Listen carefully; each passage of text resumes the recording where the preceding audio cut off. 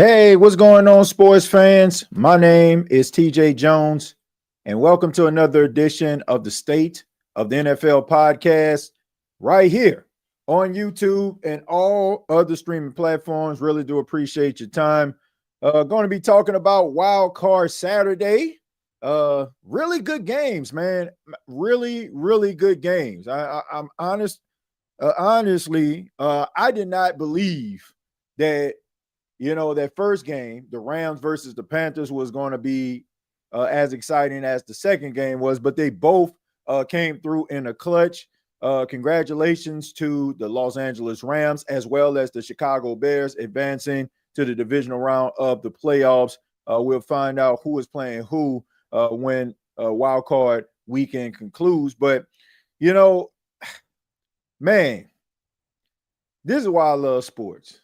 This is why I love sports, man. Like, you really don't know what to expect.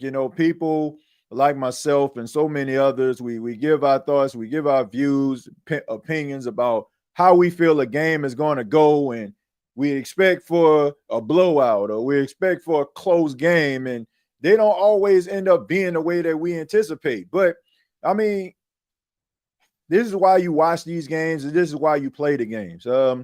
I'll start with the Carolina Panthers versus Los Angeles Rams game. Of course, we know that the Rams knocked off the Carolina Panthers 34-31. And I think the shocking, it's not shocking that the Rams won the game. I think we all kind of expected for the Rams to win. It's just the fact that it took basically some last minute heroics by Matthew Stafford in order to knock off Carolina Panthers. Look, everybody was talking about the Panthers, including myself, all week long about how they was going to get blown out. The reason why the Rams lost to them a couple weeks ago was because they didn't have the Rams' undivided attention, and everybody just expected for the Rams just to come into Bank of America Stadium and just slap around the Carolina Panthers. Now, it did start off as if it was going to happen that way, and even the commentary, like even the commentary, those guys were like, well, let's see how long this is going to last. And then all of a sudden you start to see the Rams kind of playing with their food, man. And in a process, you gave Carolina confidence. Like, they probably believed that, they had a chance. But when you start to, hang around and you like, man, we can actually beat these guys. And it got close. And I come away from that game. I don't want to talk about the obvious. Like I said, I think everybody kind of, picked the Rams to win. But I think the most obvious thing about this game that was a shock to a lot of people was the play of Bryce Young. I mean, Bryce Young was 21 of 40, 264 yards, 1 touchdown, and a pick. I know those stats don't just scream like great quarterback play, but it was in moments when the Carolina Panthers needed a play, right? When an opportunity needed to present itself, he created that opportunity. And Jalen Coker, the wide receiver, my goodness, man, did this kid step up when Carolina needed him to step up. But Bryce Young, I think a lot of people walked away from this game believing that Bryce Young could possibly be the guy in Carolina. Now, some Carolina Panthers fans would probably tell you, oh, man, we like Bryce, and they believe that he is the guy, or he has the capability of being that. But I think a game like this, when the entire world is watching, right?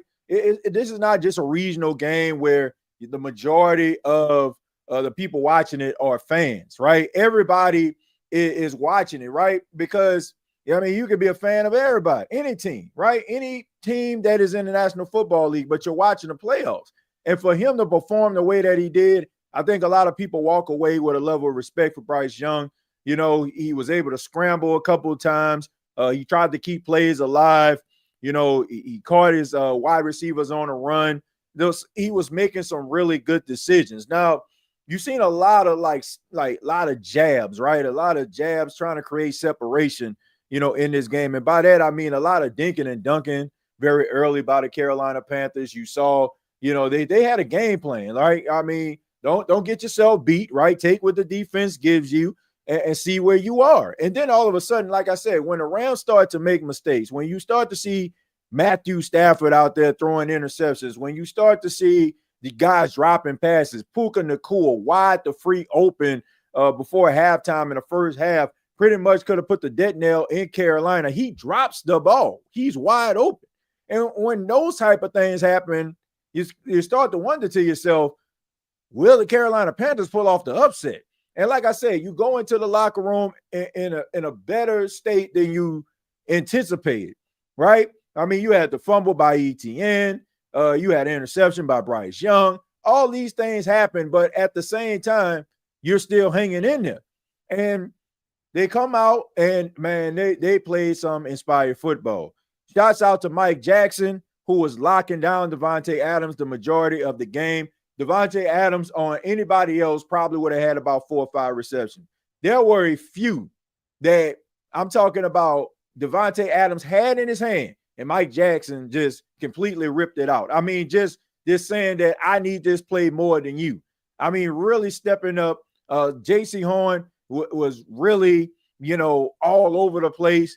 Puka Nacua was a menace in the first half. They started to put J.C. Horn on him when you had Puka Nacua lining up in the slot. They had him traveling with Puka, and I think that helped them out in the second half.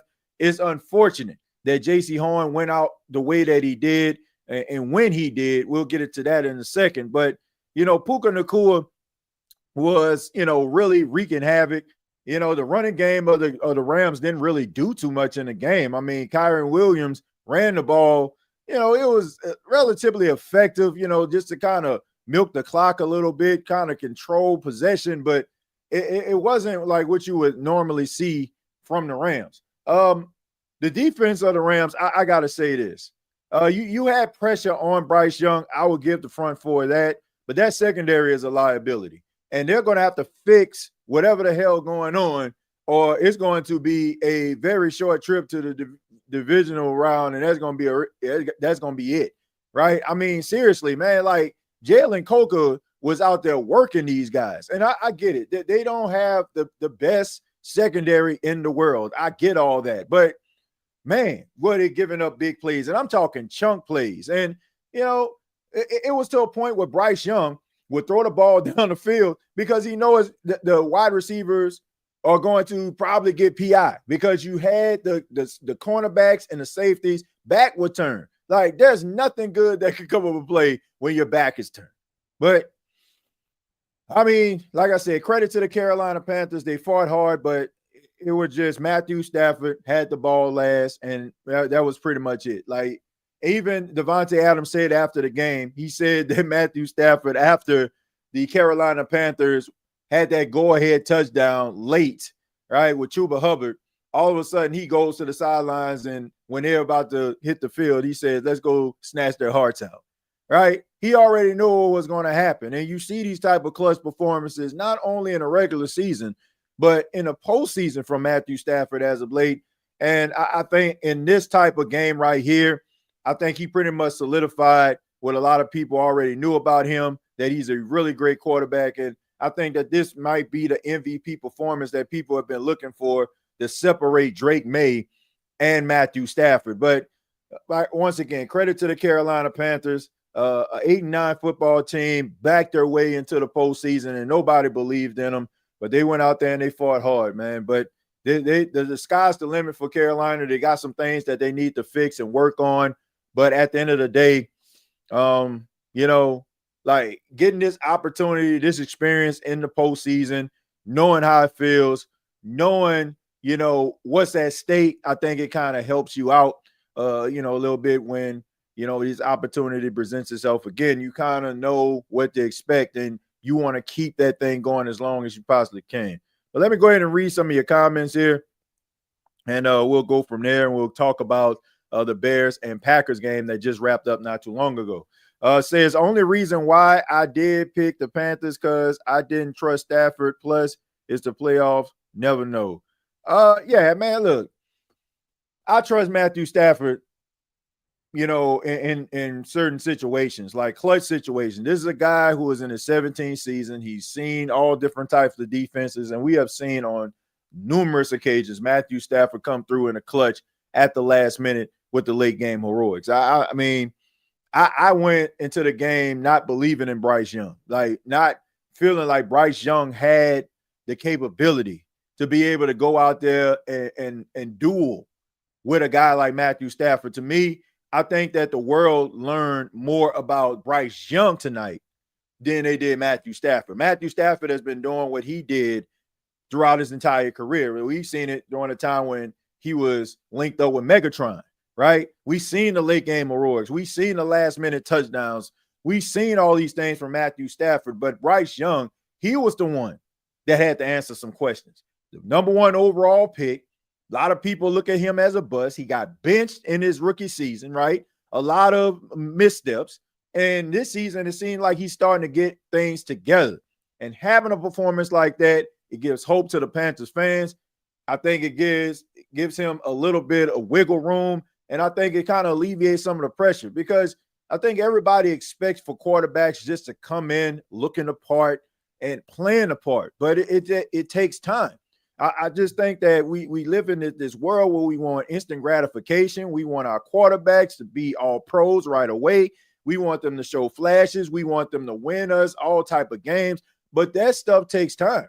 And these are like steps that you have to take in order for you to be able to achieve greatness or some type of solid quarterback play in the National Football League. So this probably helped Bryce Young in a lot of ways. But like I said, I walk away learning more about Bryce Young in this game versus learning about Matthew Stafford. Matthew Stafford was already special, and I think we already knew that before the game even started. Says Panthers dominated that game. Common sense and stupidity decisions cost them. They didn't dominate anything. Like there was no domination at all. Now let's not get it twisted here. A lot of the mistakes that the Rams made, and I will say this. Some of the mistakes that the Rams made, the Panthers caused that. Like the punt that was blocked by Isaiah Simmons. Like that is the type of stuff that you're creating opportunities, right? Unfortunate events that kind of helped them and kind of served the purpose, like Puka Nacua dropping a pass. If Puka Nacua drops that pass, everybody, like, it's pretty much over after that. It's pretty much over. Another example, 4th and 3. You had an opportunity. Sean McVay had an opportunity to be able to kick a field goal, and go up by, add to the lead, right? He decides to go out there, throw the football on 4th and 3 with Matthew Stafford. Is incomplete.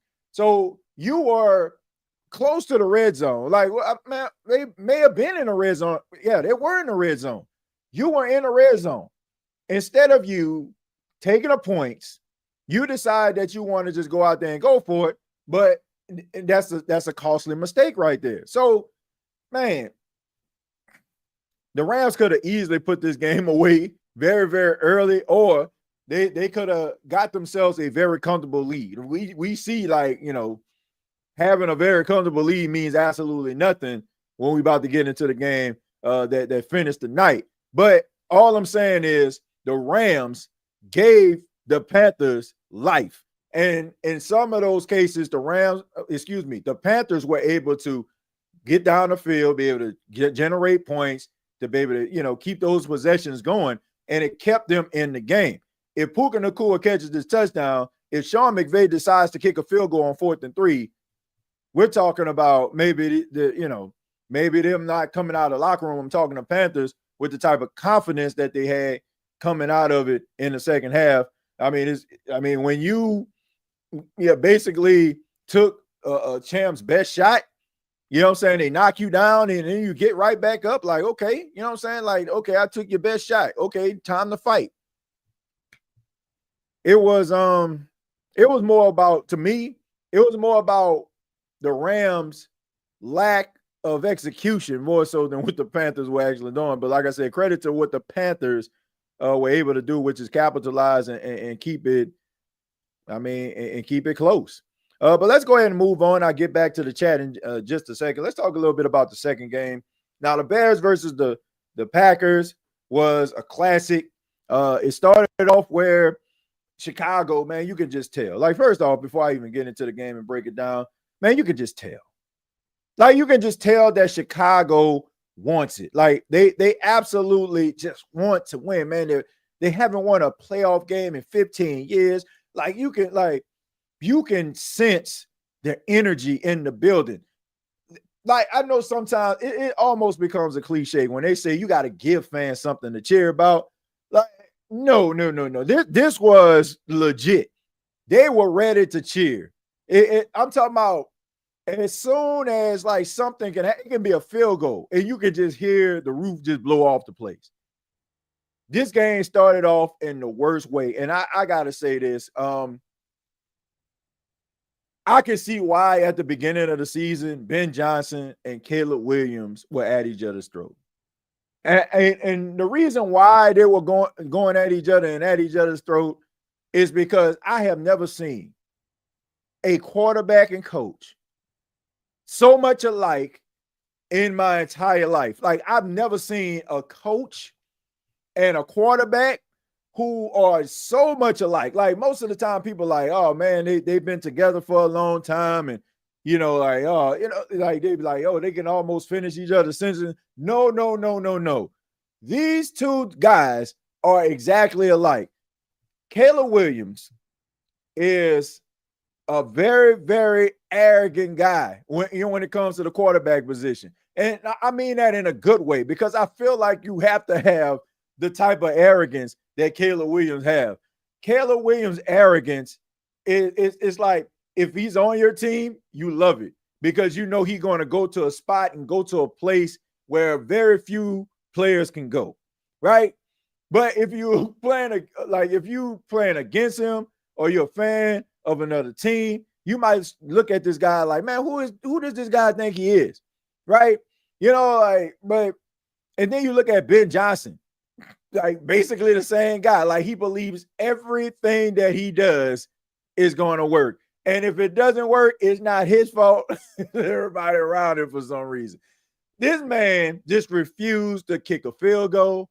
This man just refused to punt the football. And a lot of the issues very early in games, in this game in particular, Ben Johnson's arrogance causes his team to have to climb out of the holes that they dug themselves in, or in this case, and in many cases, Ben Johnson basically putting the dynamite right there and just blowing a huge crater into the ground, because that's what happened in this game.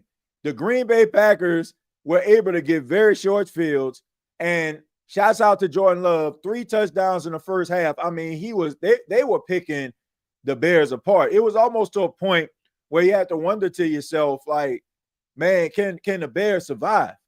But credit to the Chicago Bears going into the locker room and making those halftime adjustments. Defensive coordinator Dennis Allen was able to make those adjustments, and Jordan Love and the Green Bay Packers offense did virtually nothing in the second half. I mean, they had like 4 consecutive drives that ended in punts. It took Matthew Golden like a Herculean type effort in order for them to get into the end zone. And you could just feel like the momentum was starting to shift. And Caleb Williams, like I said, that arm arrogance, he rolls to his right. You got a defender got him dead to right.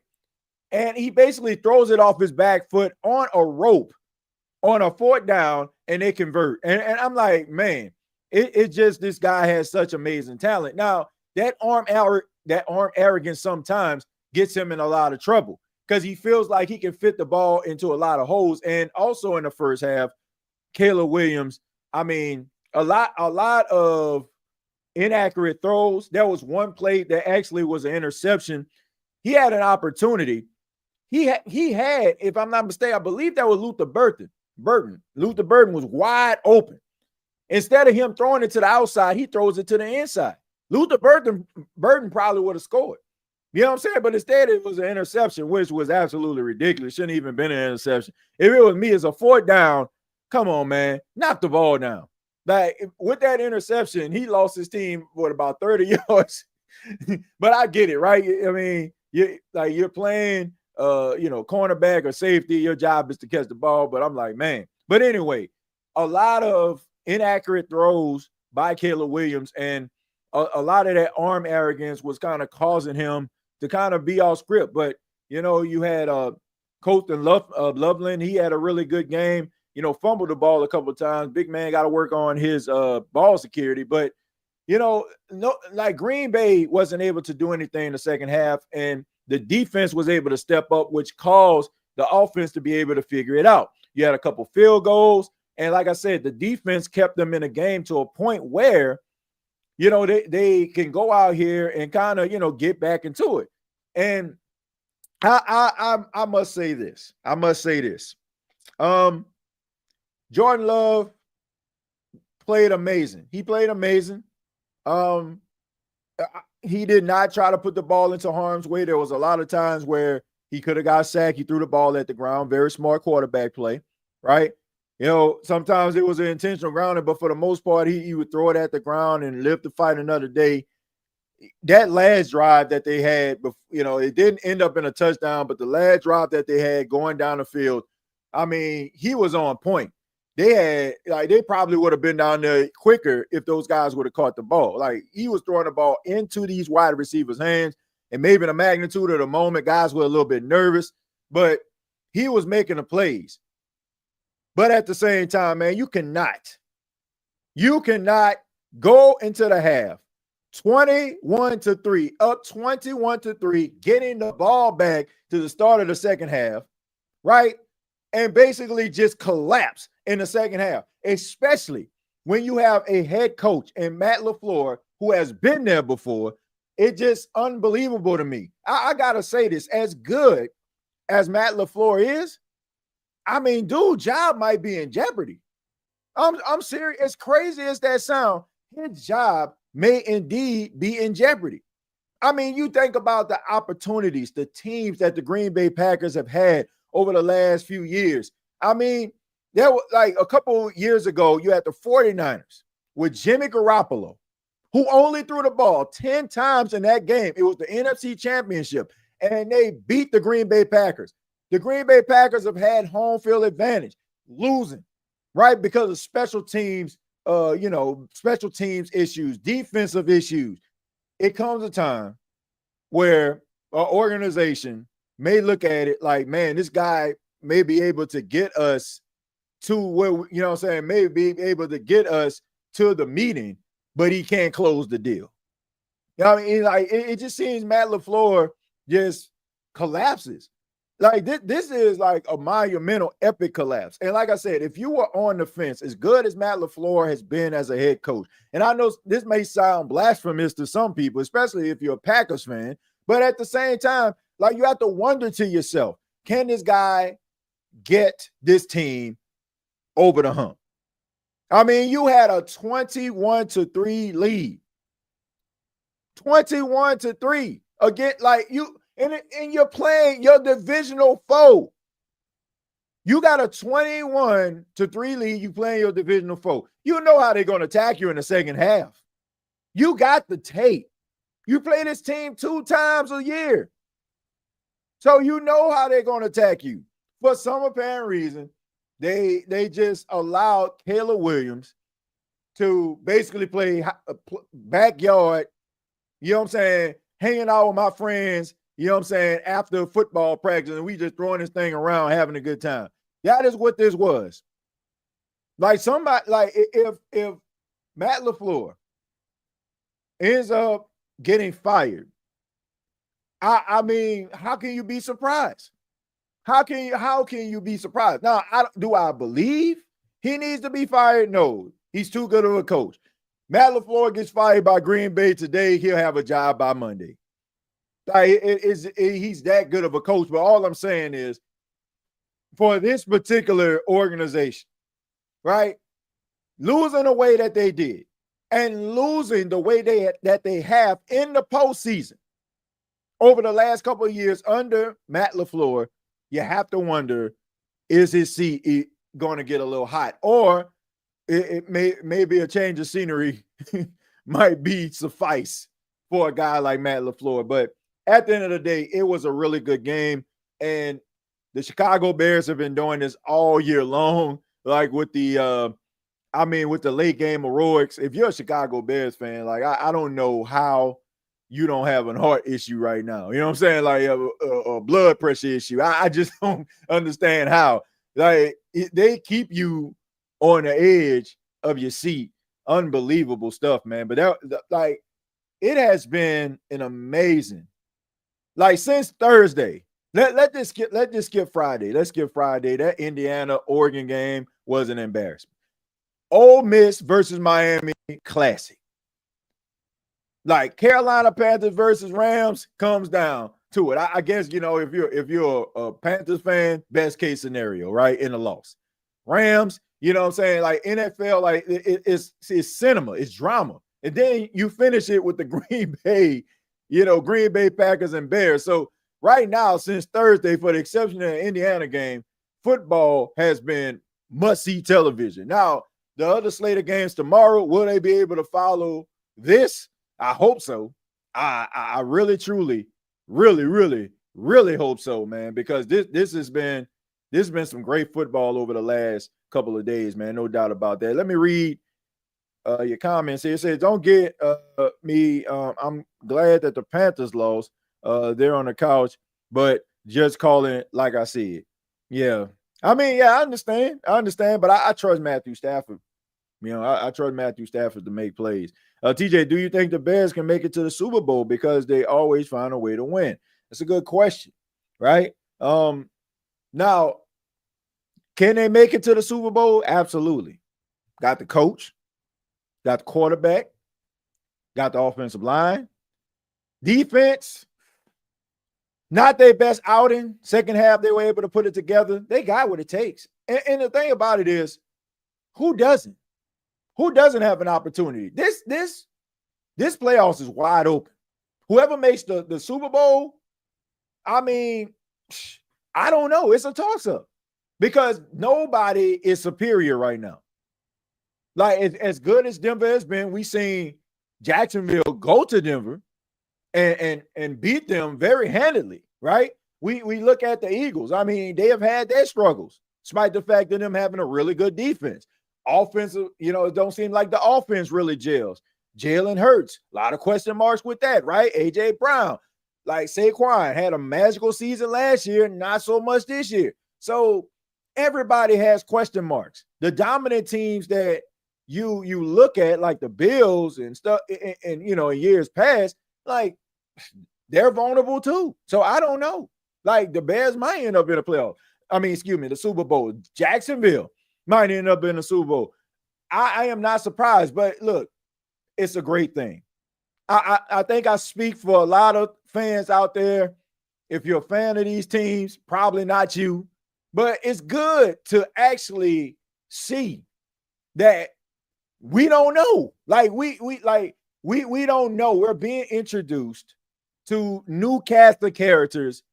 Like it's like a new show, right? That we're watching. New characters, right? Or in this case, it's a show with a name that we recognize, but it has different characters.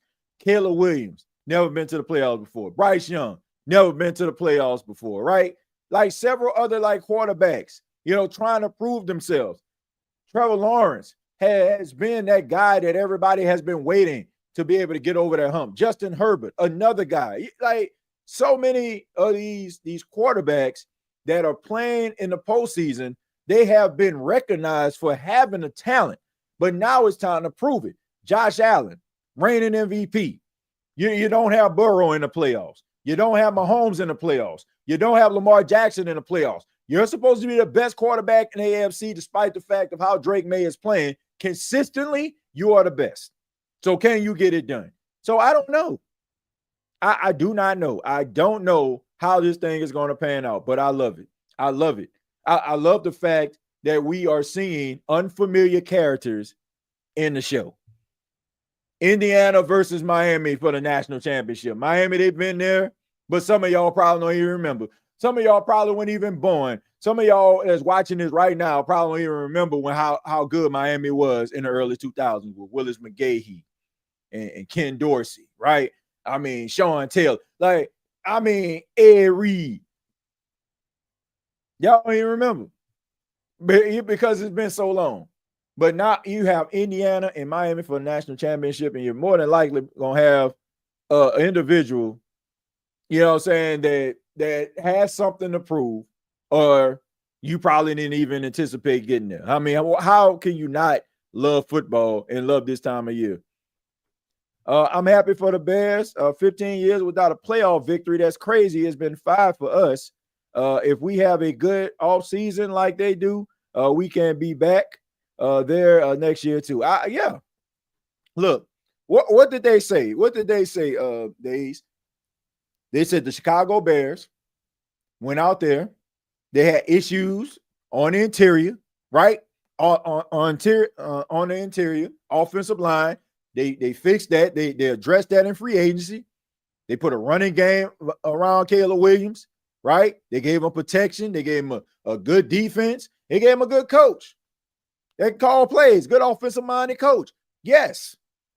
Like, if you have the right pieces, you got a little money, and you got a good trigger man, yes. Like, you can get yourself back on track. And that's what the Chicago Bears did. The Chicago Bears invested in their quarterback by fixing their offensive line. So, yeah, I mean, why not? Why not? Yeah, I agree, TJ. This playoffs is wide open. Yeah, I mean, you can't call it. You cannot call it. Sean Payton Broncos versus Dennis Allen Bears in the Super Bowl. That would be a trip. Yeah, I mentioned that earlier. I said, how would Saints fans feel about a Dennis Allen versus Sean Payton Super Bowl, right? I mean, but to be fair, a lot of fans of the New Orleans Saints, they were like, I wouldn't care. You know, like I would actually be cheering for Sean Payton. So, you know, that's, you know, some of them don't care. TJ, is this pageantry in the league, or was it more so a coincidence? I don't, you know, parody.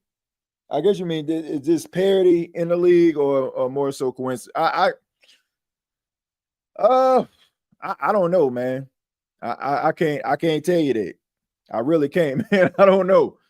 I really don't. But you know, if we're talking about how close these games have been, it's probably because I think it's something that we already know. Like, I mean, the teams aren't that far apart. Like, despite a team not being good, everybody, like, they still got NFL players on their team, right? So you get some inspired guys and you get the undivided attention, man. I mean, I think you're going to have some close games, right? I think you're going to have some close games. Devin Hester Miami team was crazy. Yeah, man. Man, how good? Like, this got to be one of the best weeks of Devin Hester's life. You got your alma mater, the Miami Hurricanes, going to the national championship, and you seen a team that you're synonymous with, the Chicago Bears, win their first playoff game in 15 years. Like, what a magical couple of days for Devin Hester. That has been a magical couple of days for him, man. TJ, do you think those kind of drops come from misjudgment of the ball, velocity, or complacency due to repetition? I think it's a combination of things. It's a combination of things. Like, man, you got to think about, man, okay, this is the playoffs here. Everything is amplified. The magnitude of everything is so important. Like, I think a lot of dropping, but you know that it has a lot to do with nerves, has a lot to do with the zip on a football, not being able to, like, sometimes determine it, right?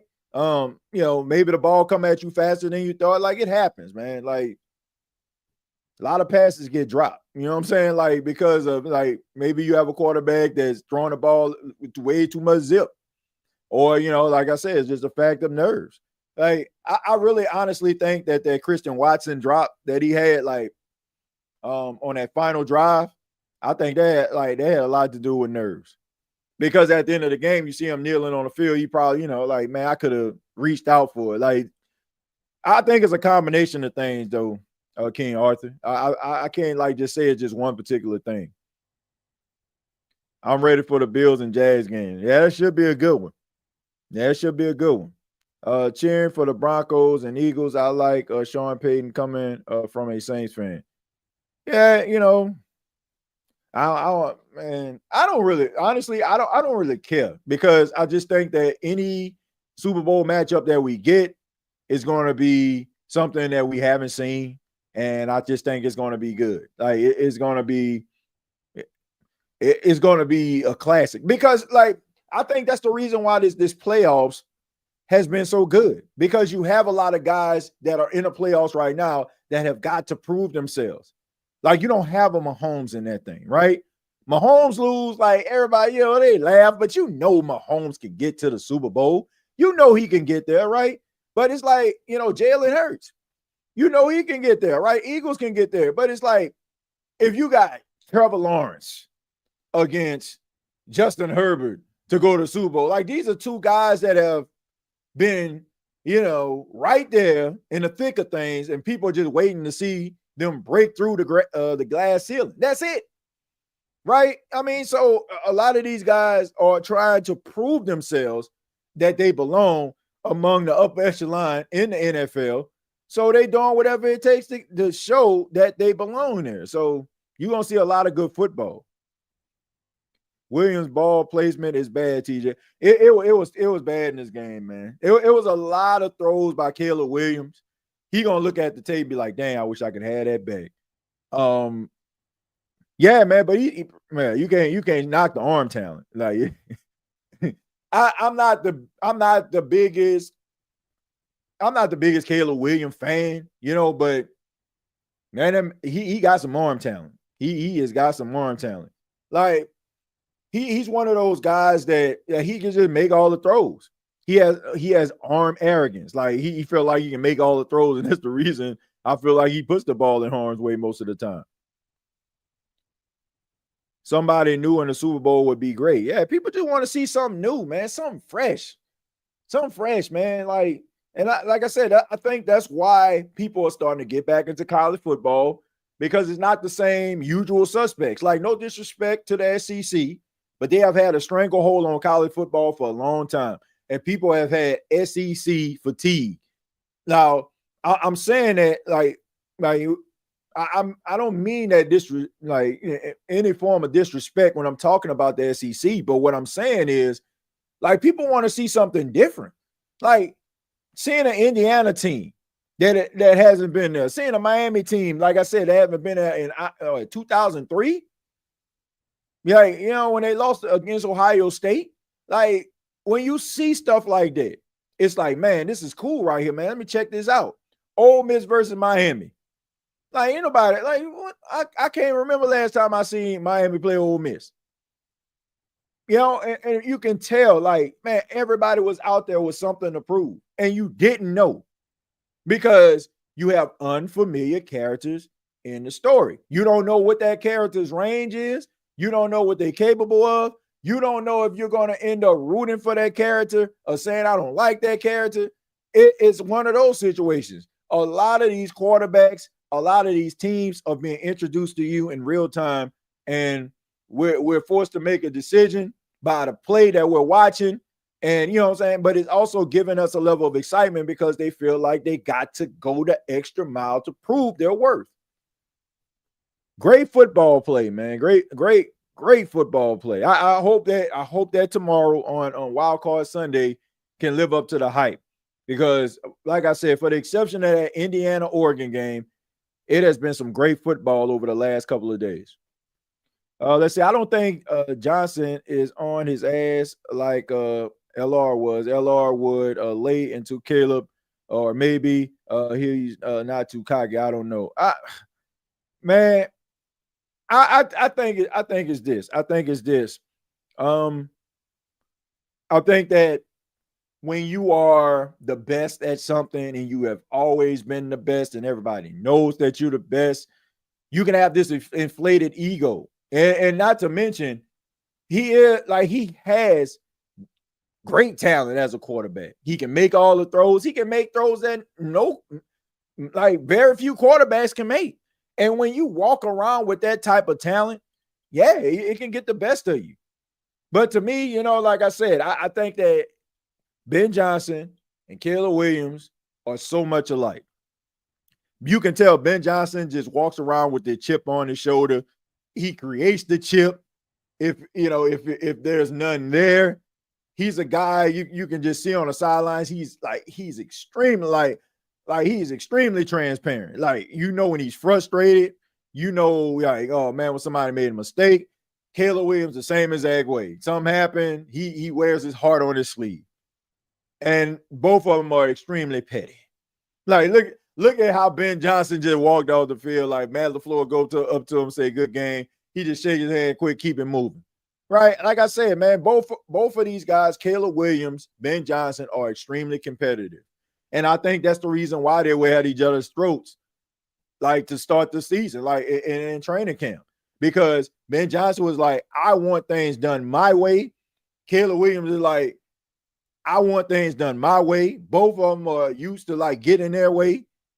And it is like this battle of these alpha males here. So they are, most people like, man, when a quarterback and a coach are together, they'll say, man, they're just alike. Right. And it just becomes like, okay, they just saying that because they've been together for a long time. But these two are exactly alike. Like, they are exactly alike. And I think that's the funniest thing ever. And I tell you this, if the Chicago Bears can end up being one of those teams that consistently make the playoffs, maybe win a Super Bowl, like, they're going to be able to write a book if these two can stay together, because I'm pretty sure the behind-the-scenes stuff is going to be just downright, like, just water cooler type. It might be like Last Dance type stuff where you see all these different things going on. Like, but they're extremely alike, and I think you can really tell. And like I said, Caleb Williams has a level of arrogance about himself, and Ben Johnson does too. But you have to have that level of arrogance in order for you to perform at a high level. I play like Caleb Williams and Madden, suck at putting consistent drives and ball placement, but good on splash play. Oh, you that park ball quarterback. That's what you are. You just go out there to be rolling out, like, just run a 9. Run a 9. For those that don't know, a 9 is just a street route straight down the field. Just have you out there just running 9, just straight park ball.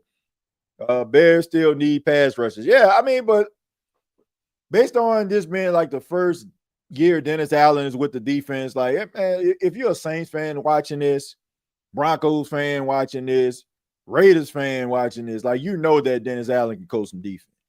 He can coach some defense, and he's good at making those adjustments. And like, if he's able, I think, when they start drafting pass rushers, start giving them some pass rushes, I think you'll start to see the defense really come alive. But for what they actually have on the field right now, they getting it done.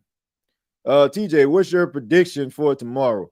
I honestly don't have any predictions. Like, I guess since I'm here, I'll go ahead and give my predictions. So tomorrow we got our first game, starts at 1 p.m. We got the Bills versus the Jaguars. They'll be traveling to Duval, take on Jacksonville Jaguars, who have a 13-4 record. I'm gonna go with the Bills, man, due to their experience. But at the same time, Jacksonville has been in a playoff. Trevor Lawrence has had experience, and man, Josh Allen got to do this. Josh Allen has got to do this. Like, if not now, when? You're not going to get a scenario where you don't have Lamar Jackson, Patrick Mahomes, Joe Burrow in the playoffs. Like, in Lamar, I say Lamar Jackson if I didn't, y'all know. Like, you're not going to have a situation like that where you have, 2 league MVPs that are like great threats to you not being in the postseason. Like, you got to get it done. So I'm going to say the Bills. 49ers versus the Eagles. I got the Eagles winning that football game. I know that the 49ers have been doing amazing things with the backups. I mean, testament to Kyle Shanahan and the job that he has done as a head coach. And Robert Saleh, no matter, what the defense looked like, has it formidable. But I just think that man, the Eagles going to be able to put it together. And, I just think that the 49ers, I think this is going to be the game where they've been surviving all season long. No, like we know that Brock Purdy missed several games this season. Mac Jones was out there balling, right? Fred Warner goes down, like you got the linebacker group like answering the bell. But I just think that, man, in the playoffs, it's about having the right guys at the right time making the plays. And I just think that the Eagles have a little bit more in the cupboard than the 49ers. So I got the Eagles winning that. Patriots and Chargers, I got the Patriots winning that. I just think that the Chargers, going across the country, playing in New England, I think that New England got, Drake May, and then you got the home run hitter, Travion Henderson. Like you got, you got a team that's inspired, and you're gonna have a fan base that's going to be extremely raucous, being absent of the playoffs over the last couple of years. So I got the Patriots winning that game, and then you got your Monday Night Football game, Texans versus Steelers. I got the Texans winning that football game. I think that the Texans pass rush is going to be able to get to Aaron Rodgers, and yes, Aaron Rodgers can scramble a little bit, but those youngsters on the defensive side of the football, led by Will Anderson Jr., I just think that they're going to be a little bit too quick, and I just think it's going to be a tough day at the office for the Steelers. But that's how I feel like the playoffs are going to go for the next couple of days, man. So we'll see if I'm right. I'm not too comfortable with a lot of my decisions, but we'll see. Bills, Niners, Chargers. Now, you're doing a complete opposite. I'm gonna say the Bills because, like I said, I want to see Josh Allen. I want to see Josh Allen get to the Super Bowl, man. I mean, we've seen like Peyton Manning kind of deal with the same thing for some of my OGs out there.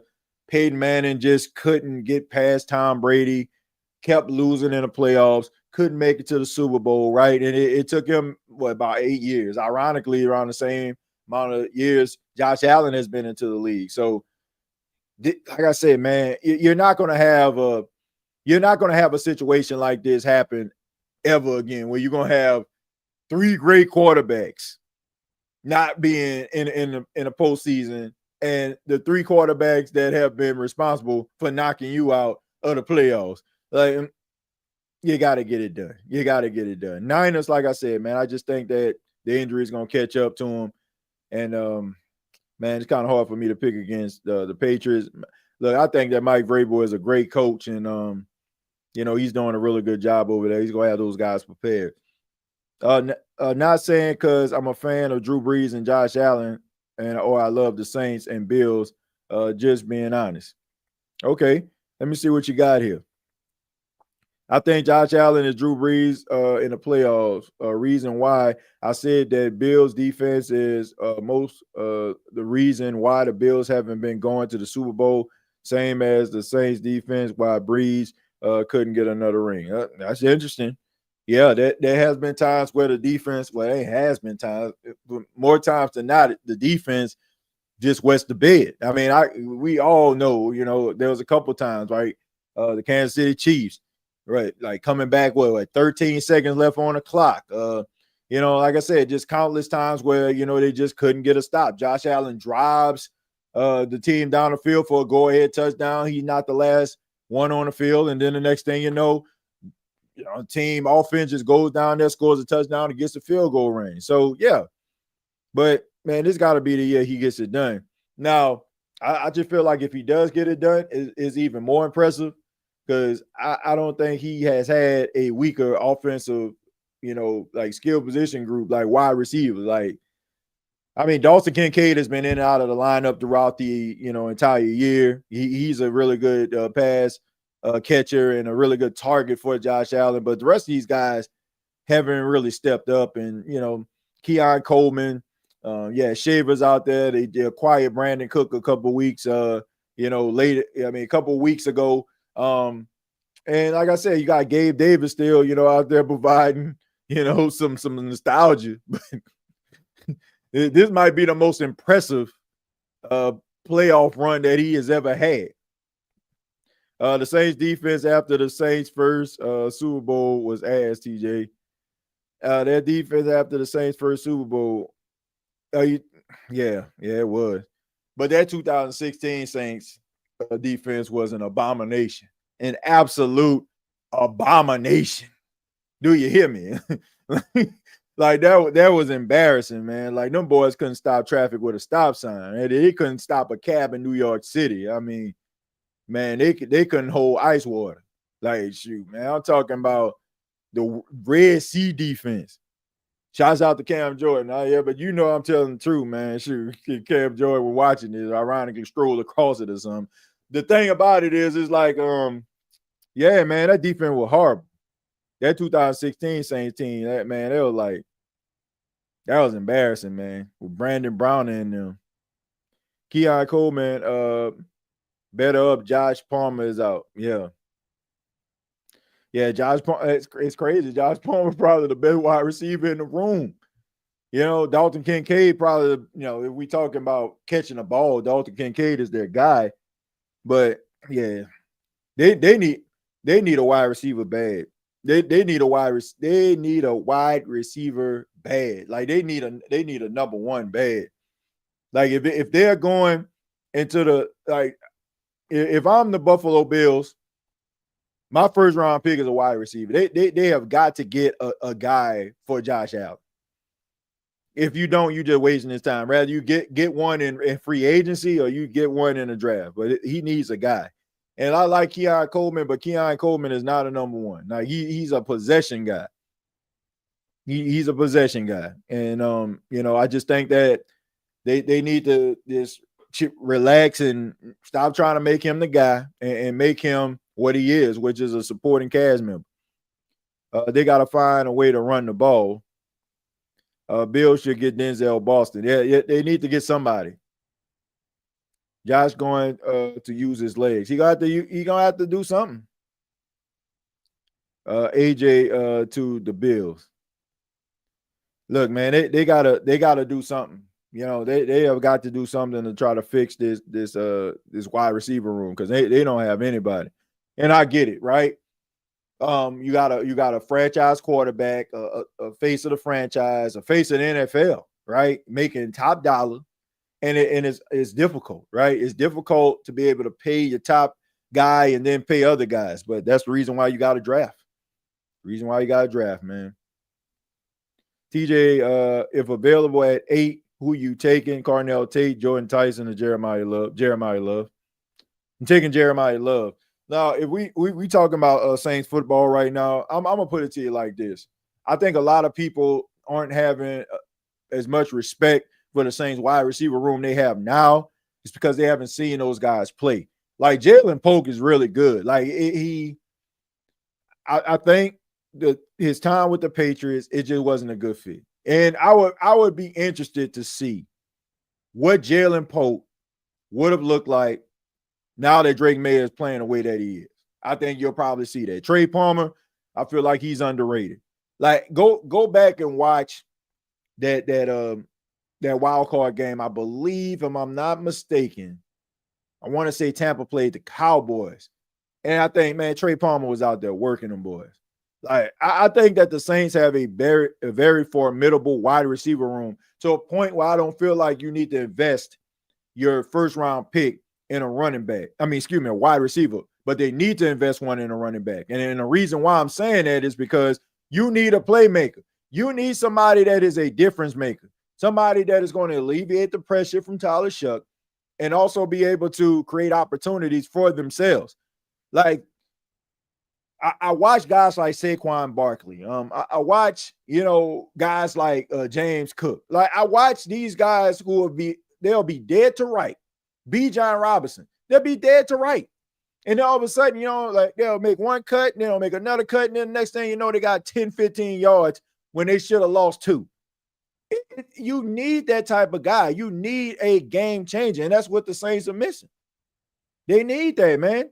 The dynamic running back helps a team out so much. It alleviates the pressure of the quarterback, and it makes defenses stay up at night, especially if you have a quarterback that has the capability of disrupting and just destroying your defense. So, man, the Saints need a running back, a dynamic running back. If you go out here and you get Jordan Tyson, then man, you need to see what the Jets are doing with Breece Hall. You need somebody that's going to come in and that's going to be able to create opportunities. And please fix that interior on that offensive line. What are your thoughts about Carolina guard Robert Hunt comparing Shough to Josh Allen? I believe that's a really big honor. I think that's pretty cool that he said that. It just shows you that Tyler Shough has the respect of a really good offensive lineman. But look, you got to prove it. It means that Tyler Shough is getting respect. Tyler Shough has to go out there and he has to build on the momentum that he had in his rookie season. Because if not, then you the best that never was, right? So it's great that he's getting that respect. It's great that people are recognizing the arm talent. But I will say this: the last few interviews that I've seen from Saints quarterback Tyler Shough, I am not under the indication like I feel as if he gonna drop off. He understands his assignment. You can tell that his confidence is growing. You can tell like the Saints have themselves a leader. And he has the fans on his side. And here's the great thing about this. It's not a facade. Like Tyler Shough has won the fan base over being who he is. So everything else is like, okay, man, it's fine. Like we just gotta hope if you're a Saints fan that it works out. Another collab by Matt LaFleur. That's I don't know, man. Like, if he on a hot seat, we hear a report about him being on a hot seat, I think it's justified. As crazy as that is, some people might, oh, you overreacted, TJ. You overreacted. Am I? How do you collapse like that, man? Being a great coach, like he's like one of the best coaches in the league. Can't do that, man. TJ, would you be mad if we draft Jermaine Bernard like a second or a third? No, I wouldn't be mad at that, but maybe like a third, like a second round. Yeah, probably. Third, no, I wouldn't be upset. Let's see. Saints shouldn't get a running back from free agency like Breece Hall, and let not forget we signed CJ Spiller, didn't work out. We signed Jamal Williams, didn't work out. You signed Darren Sproles, and it worked out, right? You know what I'm saying? Like, I mean, yeah, sometimes like you hit, sometimes you miss. I mean, the thing about it is like we never really, I don't know, man. Breece Hall is not a bad running back. It's not one of those situations where it's like, oh, is this running back good? No, he's good. Like he is really good. He just needs opportunities. Like, it's not one of those situations, man. It's not like with CJ Spiller. Like, CJ Spiller was coming off an injury. You know what I'm saying? Like, Jamal Williams never was a number one running back. Like, he never was that. He was always like a short yardage guy, and he was playing behind a really good Detroit Lions offensive line. Breece Hall has had questionable play around him since he has come into the league. Breece Hall just needs an opportunity. It's kind of like Josh Jacobs. Now, Josh Jacobs was just with the Raiders. He was out there making plays and doing some dynamic stuff, and nobody cared, right? Just squandering, wasting his prime years in Las Vegas. And then all of a sudden, he goes to the Packers, and now look at him, right? I mean, guys just need to change the scenery opportunity. Like, if the Saints sign Breece Hall, I guarantee if you are a New Orleans Saints fan, you're going to be over the moon when you watch this guy play. You're going to be over the moon. And like I said, I mean, you can draft one, but I would prefer you draft Jeremiah Love. I would prefer that because that's yet another guy who is a rookie. You don't have to worry about paying him top dollar. And you can go out here and get something else. You already know, okay, we got Alvin Kamara here. Now we got a young stud and Jeremiah Love. Like, we good. Now you can go out here and get something else. and build around a very promising Tyler Shuck, lightning in a bottle in Jeremiah Love, and you still got a veteran in AK, man, fix your offensive line and live your best life. Fix your offensive line and live your best life. Saints love getting AFC East players. Yeah, especially the Jets. But them Jets be working out. Jonathan Vilma worked out. Demario Davis worked out. Back in the days, Aaron Glenn was pretty good for the Saints. Like, shoot, them Jets work out for the Saints. He give crazy work, though, but Brees stay hurt. I mean, at the beginning of his career, like, he had issues, like, being injured and stuff like that. But over the last couple of years, like, he's been all right. I don't remember him, like, just missing, like, too many games. Let's see. I'm looking at I'm looking at the stats right now. Let me see. So back in 2022, trying to see, he played in 7 games. He started in 2. 2023. Nah, man. Like I said, I think maybe his rookie season is probably what you're thinking about, because in 2023, he played in 17 games. He played in 16 games in 2024, 16 games in 2025. Pretty durable to me. I mean, you wouldn't want to, let me see. 2025, he rushed for 1,065 yards, 4 touchdowns. Rushed for 876 yards in 2024, 994 in 2023. And, of course, when he played 7 games, 463 yards his rookie season. That seemed like a pretty solid running back. It seemed like you put him in a better situation, he makes some plays. TJ, could you imagine what Jeremiah would learn from AK? Yeah. And not to mention what he already brings to the table already. I think we should get a veteran quarterback in a room. Tyler Shuck, next step of development is important. Yeah, but they probably going to say, well, Spencer Rattler is going into his 3rd season, so maybe he the veteran. But, yeah, I get what you're saying. Like, there's nothing like that, but I understand how the Saints are approaching this. They feel like they got Doug Nussmeier, who is a former NFL quarterback, and Kellen Moore, who's a former NFL quarterback. So they are, and not to mention you got Taysom Hill in there too, right? As a veteran and as a guy who played quarterback. I mean, you may talk about Taysom Hill's arms, talent, and all that kind of stuff, but he has been a starting quarterback. He has been through the steps. He has been there as the install has been put in place, watching the film. So, I mean, they already had veterans, and I'm pretty sure that's probably what they're thinking about. The fact that you have your offensive coordinator and your head coach being former quarterbacks. So I guess they don't feel like, like they feel like as far as the preparation. Now, if we're talking about bringing a veteran quarterback in to play, then that's a completely different story. But we're talking about helping him to be molded and shaped the way that a quarterback needs to be molded and shaped. Then, I mean, he already got 2 former quarterbacks.